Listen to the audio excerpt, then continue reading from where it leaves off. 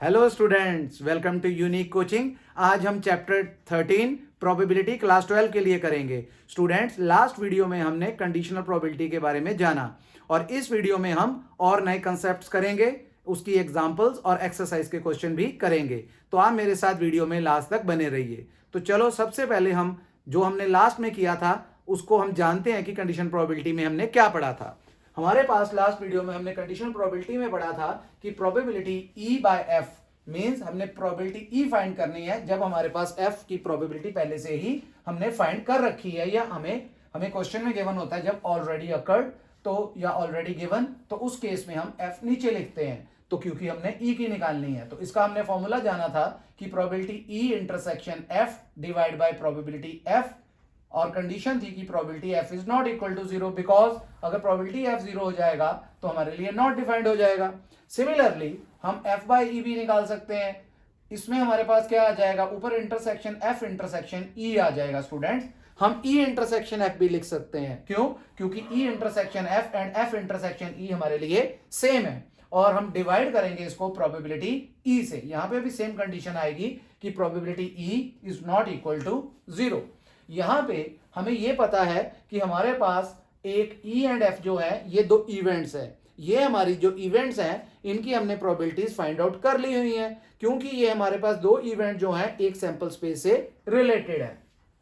तो यहां पे जब हमने यहां पे इनका इंटरसेक्शन फाइंड करना है दोनों का, तो वो क्या आएगा, जैसे यहां पे हमने किया है फ्रॉम 1, इसको हम 1 दे देते हैं, तो फ्रॉम 1 हमारे लिए क्या आ जाएगा, प्रोबेबिलिटी E इंटरसेक्शन F, ये हमारा क्रॉस हो जाएगा, is equal to probability F into probability E by F। Similarly अगर हम सेकंड की बात करें, वहां पे हमारे पास क्या आ जाएगा, वहां पे भी E इंटरसेक्शन F लिख सकते हो, F इंटरसेक्शन E भी सेम है, तो E इंटरसेक्शन F लिख दिया अगर हमने, तो यहां पे भी इसी तरह से क्रॉस हो जाएगा E into probability F by E। तो ये जो हमने फॉर्मूले बनाए हैं, ये हमारे पास दो फॉर्मूले किसके लिए आ गए, ये जो हमने अपना नया टॉपिक करना है मल्टीप्लिकेशन रूल ऑफ प्रोबेबिलिटी, ये हमारे लिए क्या हो गया, मल्टीप्लिकेशन रूल ऑफ प्रोबेबिलिटी, जो हमारा आज का नया कंसेप्ट है। ठीक हो गया, ये मल्टीप्लिकेशन रूल ऑफ प्रोबेबिलिटी हो गया स्टूडेंट्स। तो हमारे पास इसका मतलब कि हमने जैसे ये सेकंड वाली आप देखो, इसमें हमने पहले प्रोबेबिलिटी E निकाल लेनी है और प्रोबेबिलिटी F हमने पहले से निकाली हुई, प्रोबेबिलिटी हमने निकाली थी तो प्रोबेबिलिटी F भी हम फाइंड आउट कर लेंगे। ये जो हमारे फॉर्मूले हैं स्टूडेंट्स, ये हमने तब लगाने हैं जब हमारे पास प्रोबेबिलिटी में जो हमने चीज निकाली है वो हमने वापस नहीं डालनी है, जिसको हम क्या बोलते हैं कि हमने रिप्लेसमेंट नहीं की है, नॉन रिप्लेसमेंट बोलेंगे। तो उन केसेस में हमने कंडीशन प्रोबेबिलिटी अपने मल्टीप्लिकेशन रूल लगाना है। क्या होना चाहिए, मैंने जैसे बोला है non replacement. Non replacement case में हमने ये अपना फॉर्मूला मल्टीप्लिकेशन रूल का लगाना है स्टूडेंट्स। क्लियर हो गया आपको? तो इसका मतलब अगर मान लो हम कार्ड्स की बात कर रहे हैं, तो अगर हमारे पास पहली बार कार्ड की प्रोबेबिलिटी जो भी हमें निकाली है डिवाइड होगी 52 से, हमने एक कार्ड कोई निकाला है। जब हम सेकेंड टाइम प्रोबेबिलिटी निकालेंगे तो हम 51 में से निकालेंगे, बिकॉज हमने वो कार्ड रिप्लेस नहीं किया, वो हमने वापस बॉक्स में या बैग में नहीं डाला है। क्लियर हो गया होगा आपको? तो चलिए, इससे रिलेटेड, इस फॉर्मूले से रिलेटेड, मल्टीप्लिकेशन रूल से रिलेटेड हम अपनी एग्जांपल नंबर 8 करते हैं स्टूडेंट्स। तो ये मैं आपके लिए रब कर देता हूं और फिर हम एग्जांपल 8 करते हैं। क्या दिया हुआ इस एग्जांपल 8 में? एग्जांपल 8 में हमें बोला गया है an urn contain 10 black and 5 white balls. ये हमारे लिए एग्जांपल 8 है, जो कि आपकी एनसीईआरटी क्लास 12 के चैप्टर 13 के पेज नंबर 540 पे है। ठीक हो गया? इस पे क्या बोला गया है, an urn contain 10 black balls. तो 10 हमारे पास है black balls, number of black balls 10 है, और इसके बाद बोला गया है नंबर ऑफ व्हाइट बॉल्स, वो 5 है। व्हाइट बॉल्स 5 है।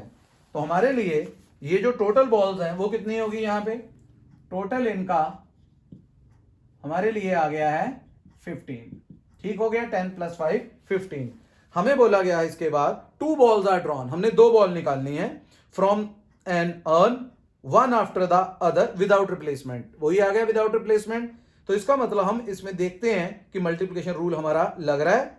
इसके बाद what is the probability that both drawn balls are black. तो हमने जो दो बॉल निकालनी है वो दोनों ब्लैक निकालनी है, एक के बाद एक। तो हमें सबसे पहले क्या लेट करना है, let E denotes first drawn ball is black, कि हमने ब्लैक निकालनी है दोनों ही, तो पहली ब्लैक निकल आई। And F denotes second drawn ball is, वो भी ब्लैक आनी थी हमारी। तो ये हमने फाइंड आउट करना है इसकी प्रोबेबिलिटीज। अब आ गया, और लास्ट में क्या बोला था, बोथ बॉल्स आर ब्लैक। तो जैसे मैंने अभी फॉर्मूला लिखा था, तो इसका मतलब both are black, E and F. E and F जब एंड आ जाता है तो इसका मतलब हमने इंटरसेक्शन फाइंड करना है। इस तरह से लिख लें या आप ऐसे भी लिख लें, तो ये हमें फाइंड आउट करना है स्टूडेंट्स। तो हमारे पास सबसे पहले ई की प्रोबेबिलिटी क्या आ जाएगी, probability E, first black balls कितनी है, 10 है, एंड टोटल कितनी है बॉल्स, 15 है। इसके बाद हमें क्या निकालना है, ये फर्स्ट केस हो गया। इसके बाद हम एक बॉल ब्लैक ऑलरेडी निकाल चुके हैं, तो 9 ब्लैक रहेगी हमारे पास हमारे बॉक्स में या हमारे अर्न में, और टोटल भी 14 रह गई हैं क्योंकि वो बॉल हमने निकाल के बाहर रख ली है। अब हमें क्या निकालना है, अब हमें दूसरी ब्लैक निकालनी है। उसको हमने किससे डिनोट कराया है, उसको हमने एफ से डिनोट कराया है कि second ball drawn ball is also black. तो ये कब लगाना है, when E is already occurred, जब हम एक बॉल पहले ब्लैक निकाल चुके हुए हैं। तो अब हमने निकालनी भी ब्लैक है और ब्लैक पहले एक निकल चुकी है, तो इसका मतलब अब हमारे लिए 9 ब्लैक रह गई हैं, और क्योंकि रिप्लेसमेंट नहीं है टोटल भी कम हो जाएगा। क्लियर हो गया। अब हमें क्या निकालना है, अब हमें अपना मल्टीप्लिकेशन रूल लगाना है। तो लिखेंगे multiplication by multiplication rule of probability. क्या था हमारे पास, probability E intersection F is equal to probability E into probability F by E. तो इसमें आप वैल्यूज पुट कर दो। प्रोबेबिलिटी ई हमारे लिए 10/15 है और एफ बाय ई 9/14 है। अगर स्टूडेंट्स इसकी कटिंग हो रही है तो आप कटिंग कर दो। जैसे ये 5 के टेबल में जा रहा है, 5 2 ज़ा 10, 5 3 ज़ा 3 3 ज़ा 9, और 2 14 किससे कटिंग हो रहा है 7 पे, तो हमारा आंसर 3/7 आ जाएगा। क्लियर। इस तरह से हमने अपनी ये एग्जांपल जो हमारे पास मल्टीप्लिकेशन रूल ऑफ प्रोबेबिलिटी से रिलेटेड है वो हमने कंप्लीट कर ली है स्टूडेंट्स। तो अब हम जानते हैं कि अगर हमारे पास 2 से ज्यादा केसेस आ जाएं, जैसे यहां पे तो 2 ही थे, मान लो अगर 3 आ जाएं, फिर हम क्या करेंगे, मैं उसका एक बार फॉर्मूला भी लिख देता हूं और फिर उससे रिलेटेड एग्जांपल भी आपके लिए कर देता हूं। तो चलिए अब हम 3 के लिए फॉर्मूला करते हैं। क्या है हमारे पास मल्टीप्लिकेशन रूल लगा रहे हैं मोर देन 2 इवेंट्स। 3 भी हो सकती हैं, 3 से ज्यादा भी ले सकते हो आप।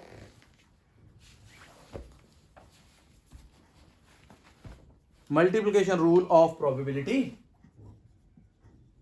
Multiplication rule of probability for more than 2 events. ठीक हो गया, हमने 2 से ज्यादा इवेंट्स के लिए करना है। तो हमारे पास 3 इवेंट्स हैं, जैसे हमने बोला है 2 से ज्यादा ले रहे हैं, मान लो 3 ले लिए। Let E, F and G are the 3 events, ये 3 इवेंट्स हैं ऑफ सैंपल स्पेस। तो इसमें हमें क्या फाइंड करना है, जैसे उसमें भी हमने इंटरसेक्शन फाइंड किया था, इसमें भी उसी तरह से तीनों का इंटरसेक्शन फाइंड करना है। तो सबसे पहले स्टूडेंट्स क्या करोगे आप, सबसे पहले ई की प्रोबेबिलिटी निकालोगे, जैसे हमने अभी 2 के केस में किया था, और इनटू क्या किया था हमने, इनटू किया था प्रोबेबिलिटी एफ बाय ई। हमने एफ की निकालनी है तो उसके नीचे ई आ जाएगा। अब जब आपने आगे ई के बाद एफ निकाला, एफ के बाद जब जी निकालोगे तो जी के नीचे ऑलरेडी कौन कौन सी निकल चुकी हैं, यहां पे ऑलरेडी कौन कौन सी निकल चुकी हैं, यहां पे ई निकाल दी तो ई नीचे लिखी थी, अब एफ भी निकल गई है यहां पे, तो इसका मतलब ये दोनों अब नीचे आ जाएंगी, एक बॉल और कम हो जाएगी जैसे वो पीछे था। अगर वहां पे 3 ब्लैक निकालनी होती तो एक बॉल और टोटल में कम कर देते और ब्लैक में भी एक कम कर देते। ठीक हो गया स्टूडेंट्स? इस तरह से हमने ये अपनी कंडीशनल अपनी मल्टीप्लिकेशन रूल 3 के लिए लगा दिया हुआ है। तो चलिए इससे रिलेटेड एक एग्जांपल कर लेते हैं। एग्जांपल नंबर 9 क्या बोला गया? 3 cards are drawn successively without replacement. मैंने बोला है आपको ये कब लगना है? Without replacement. जब क्या लिखा हो आपके लिए? Without replacement. ये आपको यहीं से हिंट मिल जाएगा कि आपने मल्टीप्लिकेशन रूल लगाना है। अब हमारे पास क्या बोला गया है? 3 cards are drawn successively without replacement from a pack of 52 well shuffled cards. What is the probability that the first 2 cards are king and third card drawn is an ace? पहले 2 king निकालने हैं और तीसरा हमने ace निकालना है students. ठीक है जी? चलिए तो हम क्या करते हैं, लेट कर लेते हैं फिर उसी तरह से। लेट क्या लिखते हैं? Let E denotes first drawn card is king. इसी तरह से F denotes second drawn card is king, क्योंकि उसने बोला है कि आपने 2 किंग निकालने हैं और तीसरा हमने एस निकालना है। And G denotes third drawn card is an ace. तो ये हमारे लिए एस होगा थर्ड कार्ड। ठीक हो गया? तो तीसरा हमने एस निकालना है। तो आप क्या करोगे? सबसे पहले आपने प्रोबेबिलिटी ई निकाल लेनी है। प्रोबेबिलिटी ई का मतलब किंग निकालने हैं। तो किंग कितने होते हैं हमारे पास? किंग हमारे पास 4 होते हैं। तो क्या आ जाएगा? 4/52। क्लियर है आपको? 4/52। वैसे फाइंड क्या करना है मैं आपके लिए लिख देता हूं। फाइंड तो आपको पता ही है, तीनों के intersection, E intersection F intersection G. तो सबसे पहले किंग की प्रोबेबिलिटी 4/52। जब ये फर्स्ट निकल गया तो हमने सेकंड किंग निकालना है। इसके बाद वो क्या आ जाएगा? हमने निकालना है एफ। तो F/E, क्योंकि ई तो निकल चुका हुआ है, F/E। अब किंग कितने बचे हमारे लिए? क्योंकि एक तो निकाल चुके हैं, रिप्लेस नहीं करना है, वापिस नहीं डालना हमने, तो 3 बचेंगे और टोटल भी 51 बचेगा। अब क्या निकालना है लास्ट में? हमने एक एस निकालना है। तो एस के लिए क्या आ जाएगा? हमने जी लिया है, लेकिन नीचे क्या आएगा इसके? इधर इसमें हमने ई एंड एफ दोनों लिख देने हैं, क्योंकि 2 कार्ड निकल चुके हुए हैं हमारे लिए। तो जब ये लिखेंगे हम, तो जी हमारे पास एस के लिए है। कितने एस होते हैं? एस हमारे लिए 4 होते हैं, लेकिन टोटल कार्ड हमारे और एक कम हो जाएगा, क्योंकि 2 किंग निकल गए हैं, टोटल में से 50 रह जाएंगे स्टूडेंट्स। अब हमने इंटरसेक्शन निकालना है। अब हम अपना फॉर्मूला लिख देते हैं, मल्टीप्लिकेशन रूल लगा देते हैं। E intersection F intersection G. क्या था हमारे पास? Probability E multiply probability F/E multiply probability G/EF। EF already हम निकाल चुके हुए हैं। तो प्रोबेबिलिटी E कितना है? 4/52। F कितना है? F/E that is 3/51 into 4/50। तो यहां पे आप कटिंग आराम से कर सकते हो। अगर आप इसकी कटिंग कर दोगे तो हमारे लिए क्या बन जाएगा स्टूडेंट्स? यहां पे हमने की 1/13, तो पहले का आ गया 1/13 और दूसरे की कटिंग की हमने 3 1 पे, और यहां पे 17 3 51, तो नीचे 17 आ गया। और अगले में 2 के टेबल में कटिंग हो रही है, तो 2/25, तो ये आ गया 2/25। इनको मल्टीप्लाई आप कर लोगे तो हमारे लिए क्या आ जाएगा? यहां से देख लेते हैं, बुक में एग्जांपल में दिया हुआ मल्टीप्लिकेशन 13 17 एंड 21, तो ये आ गया 5525। आप चेक भी कर सकते हैं कि आपने ठीक किया है या नहीं किया, कैलकुलेट कर सकते हैं स्टूडेंट्स। तो आप मल्टीप्लाई करके देख सकते हैं। ठीक है? तो आप मल्टीप्लाई कर लीजिए। 17 इंटू 13, 17 3 51, 1 7 1 1, 221 आ गया। तो 221 को आप 25 से करेंगे। 5 1 5, 5 2 10, कैरी 5 2 10 1 11, 2 1 2, 2 2 4, 2 2 4, 5 2 5 5, तो ये आ गया 5525। तो यही हमारा आंसर है। क्लियर हो गया होगा आपको अब तो मल्टीप्लिकेशन रूल। तो इस तरह से स्टूडेंट्स हमने ये अपना मल्टीप्लिकेशन रूल कर लिया हुआ है। तो चलिए अब हम एक और नया कंसेप्ट पढ़ते हैं। वो क्या है वो मैं बता देता हूं अभी आपको। आप मेरे साथ बने रहिए। बहुत अच्छे अच्छे क्वेश्चंस और कंसेप्ट हम नए नए सीख रहे हैं। ये बहुत इंपॉर्टेंट है स्टूडेंट्स। आप जब अपने कंपटीशन एग्जाम्स में जाते हो तो बेसिक चीजें आपकी हमेशा जो बेस है वो क्लियर होना चाहिए, फिर आप कोई भी क्वेश्चन फाइंड आउट कर सकते हैं, कोई भी क्वेश्चन सॉल्व कर सकते हैं। तो चलिए हमारे पास नेक्स्ट टॉपिक है independent events. Independent events. Independent events, अगर मान लो कि हम दो इवेंट्स निकाल रहे हैं, दो इवेंट्स फाइंड आउट कर रहे हैं, तो इसका मतलब यह हो जाएगा कि हमारे पास एक का इफेक्ट दूसरे पे नहीं पड़ रहा है। मींस अगर हमने मान लो अभी कार्ड एक निकाला, क्या उसका इफेक्ट दूसरे पे पड़ा? उसका इफेक्ट दूसरे पे नहीं पड़ेगा। तो इसका मतलब वो इवेंट्स हमारे लिए इंडिपेंडेंट हो जाएंगी। जैसे हमारे पास मान लो कि हमारे पास टोटल कार्ड्स 52 हैं, ठीक है, टोटल कार्ड्स हमारे लिए 52 हैं, टोटल कार्ड्स 52। तो हमने क्या किया, हमने वहां पे पहले ई निकाला है। ई हमने लेट कर लेना, क्या निकाल रहे हैं? ई हम निकाल रहे हैं spade. Drawn card is spade, drawn card is spade. और एफ हमारे लिए क्या है? एफ हमारे लिए है drawn card is an ace. ठीक हो गया। तो अब दोनों की आप प्रोबेबिलिटी निकालो। पहले प्रोबेबिलिटी ई कितना आएगा? स्पेड कितने होते हैं हमारे लिए? 13 होते हैं, तो ये आ जाएगा 13/52। अगर इसकी कटिंग कर दें तो ये 1/4 आ जाएगा। सिमिलरली एस निकालने हैं हमने, एस कितने होते हैं? 4/52, तो यहां पे 1/13 हो जाएगा। और अगर हम इन दोनों की इंटरसेक्शन निकाल लें, क्योंकि ई एंड एफ निकाल लिए हुए हैं, तो इंटरसेक्शन देखें क्या इसमें कुछ आ रही है, मतलब कॉमन आ रहा है। कॉमन यहां पे क्या होगा? वो स्पेड भी हो और एस भी हो। तो एस हर एक सूट में होता है, स्पेड में भी होगा, क्लब में भी होगा, डायमंड में भी होगा और एस में भी होगा। तो अगर स्पेड में एस है तो एक ही होगा, वो आ जाएगा 1/52। ये हमने फाइंड आउट कर लिया है। अब हम क्या कर रहे हैं, अब हम यहां पे अपना एक फॉर्मूला लगा के चेक कर रहे हैं कि हमारे पास प्रोबेबिलिटी E/F क्या आ रही है स्टूडेंट्स। ठीक है, तो प्रोबेबिलिटी E/F निकाला। क्या फॉर्मूला था हमारा कंडीशनल का? हमारे पास था E intersection F divide by probability F। तो E इंटरसेक्शन F है 1/52 और प्रोबेबिलिटी F हमारे लिए है 1/13। तो यहां पे हम क्या करेंगे, 1/52 एंड 13/1, तो 1/4 आ गया। इसी तरह से जब हम प्रोबेबिलिटी F/E करेंगे, ऊपर तो इंटरसेक्शन ही आना है, E intersection F and F intersection E एक ही बात है, नीचे प्रोबेबिलिटी E आ जाएगा।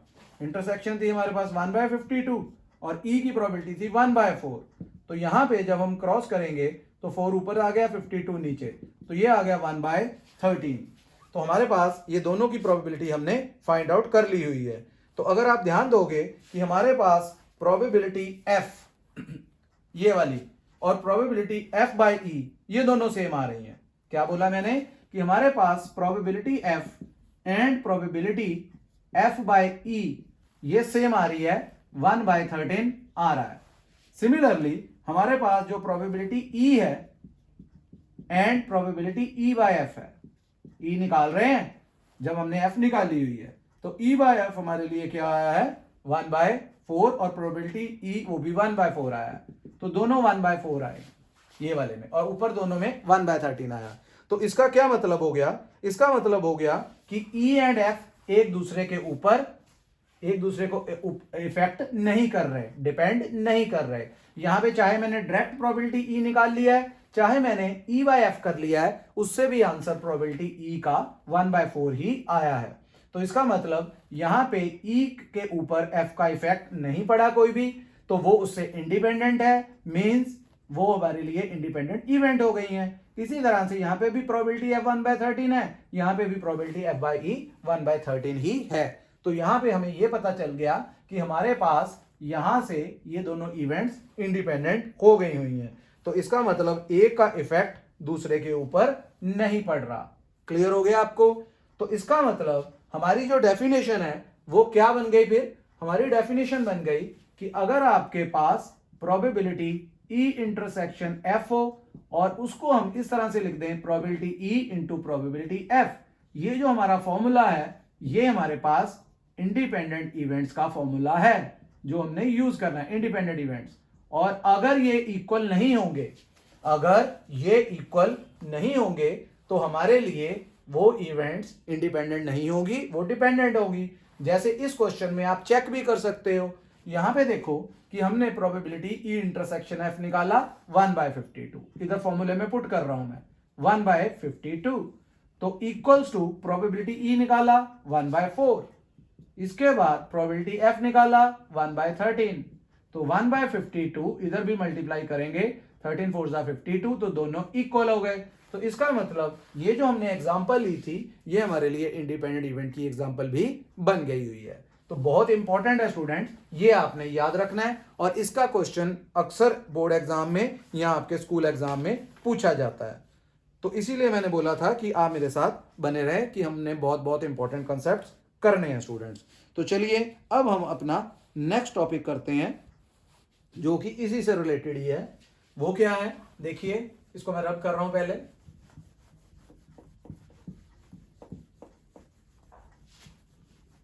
अब हम कुछ एक सैंपल स्पेस लेंगे और उसकी कुछ इवेंट्स लेंगे। जैसे मैंने एक सैंपल स्पेस ली है तो उसकी 3 इवेंट्स हैं एबीसी।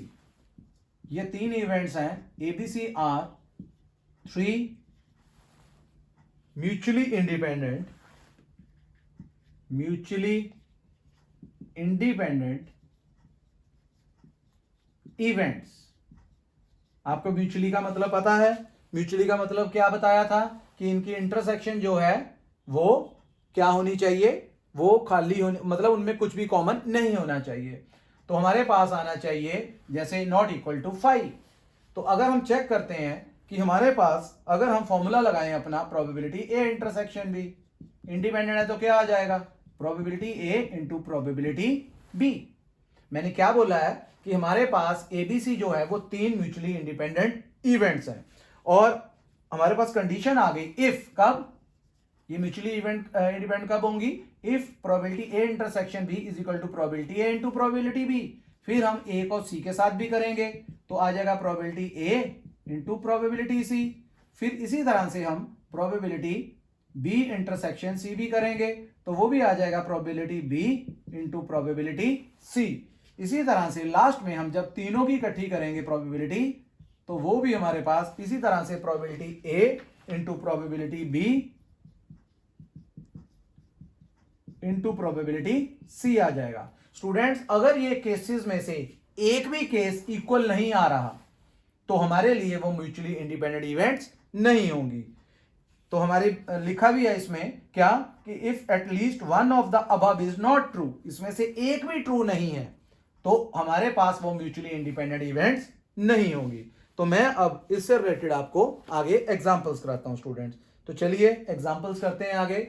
एग्जांपल नंबर 10 क्या बताया हमने, एक बार मैं आपको दोबारा एक्सप्लेन कर दूं छोटा सा ब्रीफ में। हमारे पास इंडिपेंडेंट इवेंट वो इवेंट होती हैं कि जिसमें एक का इफेक्ट प्रोबेबिलिटी का दूसरे पे नहीं पड़ता है।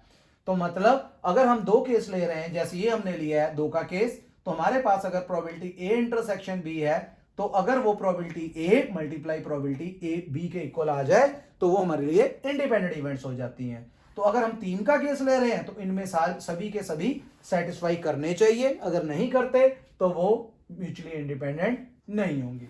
तो चलिए एग्जांपल करते हैं 10। क्या बोला गया है, अ डाई इज थ्रोन, डाई फेंका हमने तो डाई की सैंपल स्पेस क्या होती है आपको पता है, 1 2 3 4 5 एंड 6। आगे बोला है ई हमें दिया हुआ है number appearing is a multiple of 3। ई क्या है, number is multiple of 3, number is multiple of 3। तो इसमें कौन कौन से आ जाएंगे, 3 आ जाएगा एंड 6 आ जाएगा। इसके बाद उसने बोला है दूसरे पार्ट में एफ में number appearing is even, number even है, नंबर इज इवन। तो इसमें कौन कौन से केसेस आ जाएंगे, 2 4 एंड 6। तो अगर हम इनकी इंटरसेक्शन देखें वो क्या आ जाएगी इनमें कि हमारे पास मल्टीपल ऑफ 3 भी हो और इवन भी हो तो 6 आ रहा है, देखिए कॉमन, तो ये 6 आ गया। अब तीनों की प्रोबेबिलिटीज निकाल लो। जब तीनों की आप प्रोबेबिलिटीज निकालोगे तो प्रोबेबिलिटी ई कितना आएगा, प्रोबेबिलिटी ई हमारे लिए आ जाएगा, यहां पे 2 केस हैं और टोटल 6 हैं तो 2/6। प्रोबेबिलिटी एफ कितना आएगा, प्रोबेबिलिटी एफ में 3 केसेस हैं तो 3/6। और जब हम प्रोबेबिलिटी ई इंटरसेक्शन एफ निकालेंगे वो कितना आएगा, एक ही केस आया था तो वो आ जाएगा 1/6। अब हमने क्या चेक करना है, हमें बोला गया है find whether E and F are independent. Check करेंगे इंडिपेंडेंट है या नहीं है। क्या फॉर्मूला था हमारे पास, ई इंटरसेक्शन एफ हमने चेक करना है क्या ये दोनों इक्वल हैं। अभी इस फॉर्मूले में पुट करके देख लेते हैं, यहाँ जनरल भी आप सीधा मल्टीप्लाई भी करके देख सकते हो। तो इसकी वैल्यू तो 1/6 आई है, प्रोबेबिलिटी ई की वैल्यू 2/6 है, प्रोबेबिलिटी एफ की 3/6 है, तो ये कटिंग हो रही है, 2 3 6, 3 से 3 गया तो ये 1 आ गया, 1/6 दोनों साइड इक्वल आ गई, ट्रू हो गया। अगर ये ट्रू हो गया तो हमारे लिए क्या हो गया, इंडिपेंडेंट हो गया ये। ठीक है स्टूडेंट्स, तो इस तरह से हमने ये इंडिपेंडेंट प्रूव कर दिया यहाँ पे। तो चलिए अब हम अपनी नेक्स्ट एग्जांपल नंबर 11 लेके चलते हैं स्टूडेंट्स। एग्जांपल 11 ये मैं रब कर देता हूं सारा और फिर मैं आपके लिए इसकी स्टेटमेंट भी पढ़ देता हूं। एग्जांपल नंबर 11,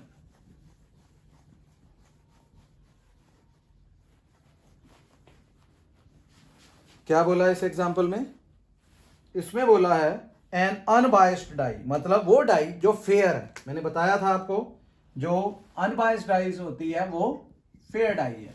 तो फेयर डाई है, इज थ्रोन ट्वाइस, हमने 2 बार फेंक दी है। ठीक है, तो हमने 2 बार फेंक दी है और उसके बाद इसका मतलब 36 आउटकम्स बनेगी। तो इसके लिए इसके नंबर ऑफ सैंपल स्पेसिस कितने बनेंगी, 36। पता है आपको 1 1 1 2 1 3 1 4 इस तरह से, फिर 2 वाली लाइन, फिर 3 वाली, 4 वाली, 5 वाली एंड 6 वाली। हमें बोला गया है लेट द इवेंट ए पे क्या है, odd number on the first throw. तो ए क्या है, odd number on first, odd number on first throw.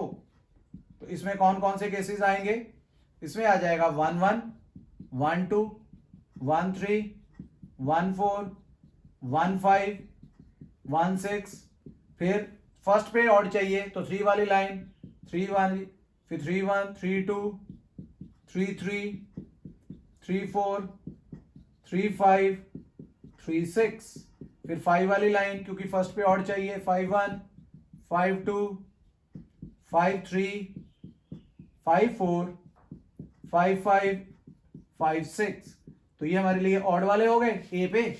और बी में क्या बोला गया है, बी में हमें बोला गया है odd number on the second throw. Second पे ऑड आना चाहिए, तो पहले की तो कोई बात नहीं है, पहले पे तो कुछ भी आ सकता है। अगर सेकंड पे ऑड चाहिए तो कौन कौन से केसेस बनेंगे, सेकंड पे ऑड है तो सेकंड पे ऑड चाहिए तो एक तो 1 1 आ गया, 1 3 1 5, फिर 2 वाली लाइन 2 1 2 3 2 5, फिर हमारे पास 3 वाली लाइन 3 1 3 3 3 5, फिर 4 वाली लाइन 4 1 4 3 4 5, इसी तरह से 5 की लाइन 5 1 5 3 5 5, फिर 6 1 6 3 एंड 6 5। क्या बोला था इस केस में, इस केस में बोला था कि odd number on the second, तो सेकंड पे बना दिया है। अब फिर चेक करना है इंडिपेंडेंट है या नहीं है। सबसे पहले तो हम ये देख लेते हैं कि ए की प्रोबेबिलिटी क्या है। तो ये 18 केसेस बने हैं स्टूडेंट्स, 18/36। बी की प्रोबेबिलिटी क्या है, ये भी 18 केसेस बने हैं, तो 18/36। क्लियर हो गया आपको। अब हमने इंडिपेंडेंट चेक करना है तो दोनों के इंटरसेक्शन चेक करेंगे, कितने कॉमन आ रहे हैं इनमें दोनों में। तो देख लेते हैं ए एंड बी में। देखिए पहला कॉमन आ रहा है 1 1, फिर 1 3 2, ये 2 हो गए, फिर उसके बाद 1 5 आ रहा है, 3 हो गए। 2 वाली तो लाइन आएगी नहीं क्योंकि ये इवन है और उसका पहला ऑड है, 3 यहां से आ गए। फिर ऑड वाली लाइन कौन सी है, 3 1 मैच कर रहा है, 3 3 मैच कर रहा है एंड 3 5, 3 यहां पे 3 यहां पे, 6 हो गए। फिर 5 वाली लाइन 3 वहां पे आ गए हैं, तो हमारे लिए आ गया 9/36। तो यहां पे हमने मल्टीप्लाई करके देखा probability A into probability B. 18/36 means 1/2 और यहां से प्रोबेबिलिटी बी भी 1/2 तो 1/4 आ गया। और अगर हम यहां पे ए इंटरसेक्शन बी देखें तो 9/36 था, उसकी कटिंग करें तो वहां पे भी 1/4 आ जाएगा। तो यहां से क्या पता चला, यहां से ये पता चला कि probability A intersection B probability A into probability B के इक्वल है, तो दोनों 1/4 आ गए। तो हमारे लिए क्या आ जाएगा, हमारे लिए इंडिपेंडेंट इवेंट्स आंसर इसका आ जाएगा। क्लियर हो गया? हमें यही पूछा था कि ये इंडिपेंडेंट है या हमारे लिए इंडिपेंडेंट नहीं है। तो चलिए अब हम करते हैं अपनी एग्जाम्पल नंबर 12, इसी टॉपिक की एग्जाम्पल नंबर 12। वो क्या है वो देखते हैं, अभी पढ़ लेते हैं। आपको समझ आ रहा होगा, तो पता चल गया इंडिपेंडेंट इवेंट्स कौन सी होती हैं। स्टूडेंट ये मैंने पहले भी बोला है, फिर दोबारा बोल रहा हूं, ये काफी इंपॉर्टेंट है, इसलिए आप इसको ध्यान से कर लेना है। चलिए नेक्स्ट एग्जाम्पल नंबर 12। क्या बोला है इसमें? हमें बोला गया है 3 कॉइन्स आर टॉस्ड साइमल्टेनियसली। जब 3 कॉइन फेंकते हैं तो कितनी आउटकम्स बनती हैं, पहले वो बना लें। 8 बनेगी, H H H, H H T, H T H, T H H, इसके बाद H T T, T H T H and triple T. तो ये 8 आउटकम्स बन गई, 1 2 3 4 5 6 7 8 बन गई है। अब ये तो होगी हमने 3 कॉइन की। इसके बाद ई क्या बोला है? 3 हेड्स और 3 टेल्स। ई में बोला है 3 हेड्स और 3 टेल्स। ये 3 हेड्स हो गए और ये 3 टेल्स हो गए, तो 2 केसेस बन गए। एफ में क्या बोला है? एफ में बोला है एटलीस्ट 2 हेड्स, कम से कम 2 हेड। इसका मतलब 2 हेड भी लेने हैं और 3 हेड भी लेने हैं, कम से कम 2 हेड, 3 हेड भी लेंगे। H H H, H H T H and T H H. तो ये हो गया हमारे लिए। और जी में क्या बोला गया है? जी में बोला गया है हमें एटमोस्ट 2 हेड, ज्यादा से ज्यादा 2 हेड। इसका मतलब 1 हेड भी लेंगे एंड 0 हेड भी लेंगे, बस 3 हेड नहीं लेंगे। इसको छोड़ के बाकी सब आ जाएंगे। H H T, H T H, T H H, H T H T H and T. क्या बोला था जी में? हमें बोला था एटमोस्ट 2 हेड्स, ज्यादा से ज्यादा 2 हेड। तो 2 हेड हमने ले लिए, तो 2 हेड भी लिए, 1 हेड भी लिया एटमोस्ट में और 0 हेड भी लिया है। तो ये बन गया। अब पूछ रहा है इसमें से कौन सी इंडिपेंडेंट है, कौन सी डिपेंडेंट है। सबसे पहले तो आप क्या करो कि सभी की प्रोबेबिलिटीज लिख लो। प्रोबेबिलिटी ई कितनी आएगी हमारे लिए? कितने केसेस हैं? 2 हैं, तो 2/8। तो 2/8 मीन्स 1/4। प्रोबेबिलिटी एफ कितना है हमारे लिए? कितने केसेस हैं? 1 2 3 4, तो ये आ गया 4/8। तो ये हमारे लिए क्या आ गया? डिवाइड करके 1/2। फिर इसी तरह से प्रोबेबिलिटी जी, प्रोबेबिलिटी जी कितना आ रहा है? 1 2 3 4 5 6 7, तो ये 7/8 हो गया। अब इंटरसेक्शन निकाल लेते हैं। E intersection F, E and F में क्या कॉमन आ रहा है? एक ही कॉमन आ रहा है, एच एच एच वाला एक ही आ रहा है, 1/8। फिर probability E intersection G, E and G में क्या कॉमन आ रहा है? ई एंड जी में ये पहला भी नहीं कॉमन आ रहा, सिर्फ टी वाला कॉमन आ रहा है ई एंड जी में, तो 1/8। और अब कौन सा निकालेंगे? एफ एंड जी की इंटरसेक्शन। एफ एंड जी में क्या कॉमन आ रहा है? एफ एंड जी में एक एच एच एच वाला नहीं कॉमन आ रहा, एच एच टी 2 वाले आ रहे हैं, एच टी एच जिसमें 2 हेड हैं, T H H means 3 cases common आ गए। अब आप क्या करोगे? अब आप स्टूडेंट्स अपना इंडिपेंडेंट वाला फॉर्मूला लगाओगे। इंडिपेंडेंट है या डिपेंडेंट है? क्या था हमारे पास? पहले था probability E into probability F, निकालिए। तो यहां पे मैं सीधा फॉर्मूला लिखता हूं पहले, ई इंटरसेक्शन एफ। दोनों साइड अगर इक्वल आ गई तो इंडिपेंडेंट लिख देंगे, नहीं तो डिपेंडेंट लिख देंगे। प्रोबेबिलिटी ई कितना है?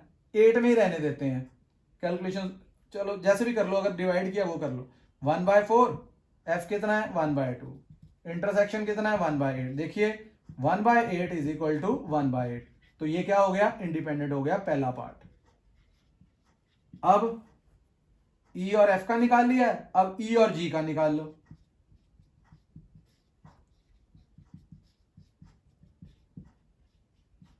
प्रोबेबिलिटी ई कितना हमारे लिए? प्रोबेबिलिटी ई हमारे लिए है 1/4। प्रोबेबिलिटी जी कितना है? 7/8। इंटरसेक्शन कितना है दोनों का? ई इंटरसेक्शन जी 1/8। तो यहां पे इक्वल नहीं आ रहा, 7/32 आ रहा है और 1/8 आ रहा है, तो 7/32 नॉट इक्वल टू 1/8, तो नॉट इंडिपेंडेंट हो गया ये। ठीक हो गया? तो ये हमारे लिए नॉट इंडिपेंडेंट हो गया है, ई एंड जी वाला नॉट इंडिपेंडेंट हो गया हुआ है।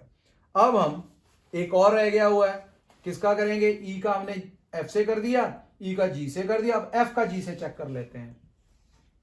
तो क्या आएगा? Probability F into probability G is equal to probability F intersection G. तो वैल्यू पुट करो आप इधर, वैल्यू पुट करेंगे तो यहाँ पे क्या लिखेंगे, यहाँ पे ट्रू वो फॉल्स लिख सकते हो आप स्टूडेंट ये वाली जगह पे। चलो इधर देखें, प्रोबेबिलिटी एफ है 1/2, प्रोबेबिलिटी जी है 7/8 और दोनों की इंटरसेक्शन 3/8, तो इधर आ गया 7/16, इधर आ गया 3/8, तो ये तो फॉल्स है।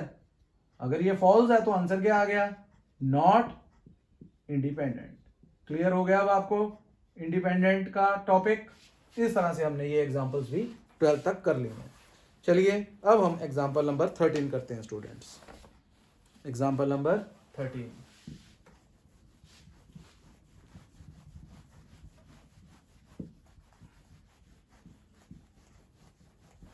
एग्जाम्पल नंबर 13 में हम वेन डायग्राम देख लेते हैं, उसको यूज करना है या नहीं करना है देखते हैं। अभी वेन डायग्राम की हेल्प से हम कर लेते हैं। क्या दिया हमें बोला गया है कि ई एंड एफ हमारे पास अगर इंडिपेंडेंट इवेंट्स हैं, पहले तो ये लिख लेता हूं, हमें क्या गिवन है, E and F are independent events, E and F are independent events. तो इसका मतलब आपको वो भी बताया मैंने कि probability E intersection F is equal to probability E into probability F, ये हमें गिवन है। और हमें शो क्या करना है, हमें शो करना है that show the events E and F dash, मतलब चेक करना है हमें probability E intersection F dash is equal to probability E into probability F dash है या नहीं, ये चेक करना है। मतलब आपने वही करना है कि ये इंडिपेंडेंट है या नहीं है, E and F dash. Clear हो गया आपको, तो ये हम करेंगे प्रूफ है या नहीं है। चलिए देखते हैं। सबसे पहले हमने क्या किया, हमने एक वेन डायग्राम बनाया। वेन डायग्राम से शुरू कर लेते हैं इस बार। इसमें हमारे पास दो इवेंट्स हैं, ये हमने उसके दो सर्कल बना दिए इवेंट्स के, ये आपस में दोनों को इंटरसेक्ट कर रही हैं। और जब ये कर रही हैं तो हमारे पास ये वाला जो है, ये वाला, ये ई है आपका, और ये जो दूसरे वाला है ये एफ है। आपको पता है ये चीज, तो ये आपकी सैंपल स्पेस है पूरी, ठीक है। तो बीच वाला जो हमारे पास है ये क्या होता है, ये आपका इंटरसेक्शन होता है, कॉमन पोर्शन दोनों का।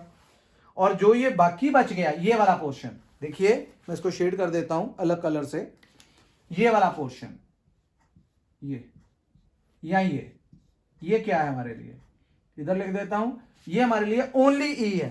ये क्या है हमारे लिए, ओनली ई। ओनली ई का मतलब ये इधर मैं बाहर लिख देता हूं, ओनली ई मतलब इसमें एफ नहीं है। ओनली ई को क्या लिख सकते हो आप, ई इंटरसेक्शन एफ का कॉम्प्लीमेंट। तो हमारे पास एक फॉर्मूला भी था, वो क्या था कि ई माइनस ई इंटरसेक्शन एफ, ठीक है। प्रोबेबिलिटी है तो पी लगा देंगे। सिमिलरली ये वाला जो पोर्शन है हमारा, ये वाला, ये ओनली एफ है, तो ये क्या हो गया, ओनली एफ का मतलब एफ इंटरसेक्शन ई का कॉम्प्लीमेंट। तो यहां पे क्या आ जाएगा, एफ माइनस ई इंटरसेक्शन एफ। प्रोबेबिलिटी तो लगाएंगे ही हम, तो ये हमारे लिए आ गया हुआ। ठीक हो गया, आपको क्लियर हो गया। और ये जो बाकी पोर्शन है इनको छोड़ के वो हमारे लिए क्या आ जाता है, E complement intersection F complement. तो अब हम क्या करते हैं, अब हम अपना क्वेश्चन आगे शुरू कर लेते हैं। वेन डायग्राम तो आपको क्लियर हो गया होगा। इसमें हमारे पास एक दो पार्ट्स हैं, वो भी करेंगे सॉल्व। तो सबसे पहले हमें क्या बोला गया है कि हमें ये चेक करना है, ये चेक करना हमें। तो हम क्या बोल रहे हैं, हम ये बोल रहे हैं कि हमारे पास ई किसके इक्वल है, क्योंकि हमें इंडिपेंडेंट दी हुई है। ऊपर से हमारे पास जो ई है वो किसके इक्वल है, ओनली ई, ये वाला है ई इंटरसेक्शन एफ का कॉम्प्लीमेंट। और अगर हम क्या इस तरह से लिख सकते हैं, ई को लिख सकते हैं E is equal to E intersection F union, ये हमारे पास आ जाएगा ई इंटरसेक्शन एफ का कॉम्प्लीमेंट। तो अगर आप ध्यान दो कि ई वाला पोर्शन हमारा ये सारा है, ठीक है, ये ई सारा है। ये जो मैंने जिसको शेड किया था ये ओनली ई था, ये वाला। तो लेकिन अगर ये सर्कल जो बीच में इंटरसेक्ट हो रहा है ये वाला भी जोड़ दूं तो ये पूरा ई बन जाता है, जिसको ओनली ई नहीं ई बोलेंगे। तो मैंने ई लिखा है, किस किस को जोड़ के बना है, एक तो ये इंटरसेक्शन वो लिख दिया, जोड़ने का मतलब यूनियन, इसके साथ ओनली ई की साथ वो क्या था, ई इंटरसेक्शन एफ का कॉम्प्लीमेंट। क्लियर हो गया आपको। अब हम क्या करते हैं, दोनों तरफ प्रोबेबिलिटी लगा लेते हैं। तो ये प्रोबेबिलिटी ई और बीच में यूनियन है तो प्लस हो जाएगा, probability E intersection F plus probability E intersection F का कॉम्प्लीमेंट स्टूडेंट्स। अब हमारे पास ये बन गया है और इसके बाद हमने ये वाली जो टर्म है हमारे पास probability E intersection F dash ये फाइंड करना है, तो इसको इधर ही रहने दो, इसको शिफ्ट करके इधर ले आते हैं। तो क्या बन जाएगा हमारे पास बन जाएगा probability E minus probability E intersection F is equal to probability E intersection F का कॉम्प्लीमेंट। अब हमारे पास अगले स्टेप में सिर्फ हमने ये शो करना है, तो यहां पे आप इंटरसेक्शन का अपना फॉर्मूला लगा सकते हैं, क्योंकि हमें क्वेश्चन में गिवन है, स्टार्टिंग में ये देखो कि आपको गिवन है इंडिपेंडेंट इवेंट्स, तो आप क्या लिख सकते हो, आप इसकी जगह लिख सकते हो probability E into probability F, ये लिख दिया हमने इसकी जगह पे, और वो तो हमने प्रूव करना है, वो तो एज इट इज आएगा ई इंटरसेक्शन एफ का कॉम्प्लीमेंट। अब या ब्रैकेट ओपन कर लो या ऐसे बोल दो कि यहां से प्रोबेबिलिटी ई कॉमन निकाल लेते हैं, प्रोबेबिलिटी ई कॉमन निकाला, इधर 1 आया और इधर स्टूडेंट्स प्रोबेबिलिटी एफ आ गया हुआ। क्लियर हो गया आपको? और यहां पे हमारे पास प्रोबेबिलिटी ई इंटरसेक्शन एफ का कॉम्प्लीमेंट है। ये भी आपको मैंने सिखाया हुआ है कि 1 में से अगर हम किसी की प्रोबेबिलिटी माइनस करते हैं किसी इवेंट की, तो बचती क्या है, उसके कॉम्प्लीमेंट की। मींस ये बताया हुआ है आपको कि probability A plus probability A complement is equal to 1, ये फॉर्मूला हम यहां पे यूज करेंगे। तो यहां से क्या आ जाएगा, probability E into probability F complement. तो अगर आप ध्यान दो, जो हमें प्रूव करना था क्या हो गया, बिल्कुल हो गया है। तो इस तरह से हमने ये वाला अपना पार्ट प्रूव कर लिया हुआ स्टूडेंट्स। इससे रिलेटेड हमारे पास बुक में बोला गया है कि 2 पार्ट आप और भी प्रूव कर सकते हैं स्टूडेंट्स, तो वो हमने पार्ट अपने कैसे प्रूव करने हैं वो भी हम देख लेते हैं। तो चलिए वो कर लेते हैं अब हम प्रूव। उसमें से एक पार्ट तो बिल्कुल सेम है, जैसे हमें यहां पे बोला गया है कि आपने ई इंटरसेक्शन एफ डैश निकालना है, तो वहां पे हमें बोला गया है कि यहां पे ई इंटरसेक्शन एफ कॉम्प्लीमेंट निकाला है और वहां पे हमें बोला गया है कि ई कॉम्प्लीमेंट इंटरसेक्शन एफ निकालो। वो तो सेम ऐसे ही हो जाएगा, लेकिन मैं आपको उसका एक बी पार्ट भी करा देता हूं। तो ये मैं रब कर रहा हूं यहां पे, ये मैंने रब कर दिया और मैं वो उसकी स्टेटमेंट लिख देता हूं आपके लिए। अब करना क्या है, ये हमें चेक करना था यहां पे, अब उसके लिए नया है कुछ।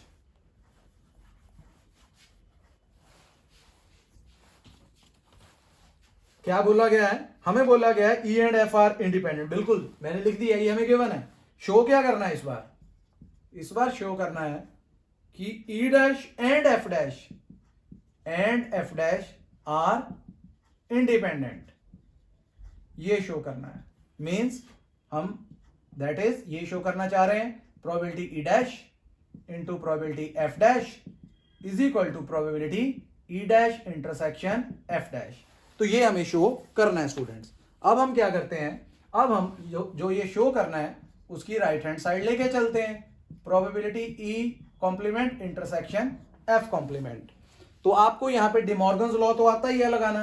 डिमॉर्गन्स लॉ क्या कहता है कि जब दोनों के ऊपर कॉम्प्लीमेंट हो, तो अगर आपने एक के ऊपर कॉम्प्लीमेंट करना है तो इंटरसेक्शन यूनियन में कन्वर्ट हो जाता है, अगर यूनियन होता तो इंटरसेक्शन में कन्वर्ट हो जाता। हमारा इंटरसेक्शन है, हमने यूनियन में कन्वर्ट कर दिया, होल कॉम्प्लीमेंट। फिर ये वाला फॉर्मूला आप लगा सकते हो, क्या लिखोगे, 1 minus probability E union F, ये लगा लिया। अब हमें क्या करना है, अब हमें एक सेट्स का और फॉर्मूला लगाना है। वो क्या था स्टूडेंट, वो आपने ये भी पढ़ा हुआ है कि E union F is equal to probability E plus probability F minus probability E intersection F. तो हमने यहां पे ये वाला फॉर्मूला लगा लेना है। क्या आ जाएगा यहां पे, 1 minus probability E plus probability F minus probability E intersection F. तो ये बन गया हमारे लिए। अब हम ब्रैकेट ओपन कर लेते हैं, यहां पे क्या आ जाएगा हमारे लिए, 1 minus probability E plus probability minus आएगा यहां पे माइनस प्रोबेबिलिटी एफ, और ये माइनस माइनस प्लस हो जाएगा प्रोबेबिलिटी ई इंटरसेक्शन एफ।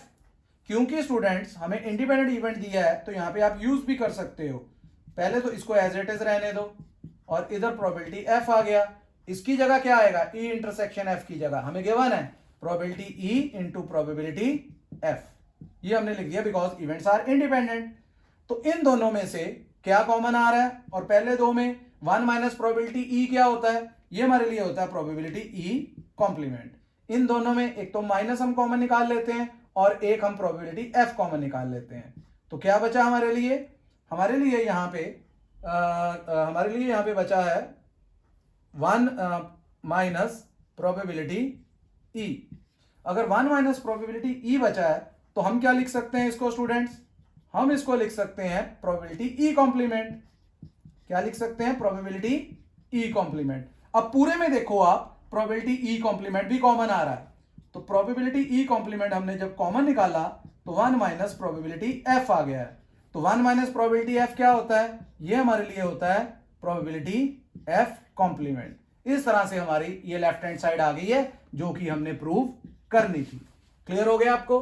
अब मैं आपको एक बार ये दोबारा से इसका प्रूफ समझा देता हूं जल्दी से, और उसके साथ ही हमारा प्रूफ कंप्लीट हो जाएगा। हमने क्या किया स्टूडेंट्स? हमें गिवन है कि ई एंड एफ इंडिपेंडेंट है। इंडिपेंडेंट का मतलब कि दोनों की intersection probability E into probability F के इक्वल है। तो हमारे पास गिवन है, हमें शो करना है कि E dash and F dash भी इंडिपेंडेंट है। Means probability E complement into probability F complement is equal to probability E complement intersection F complement. ये हमें शो करना है।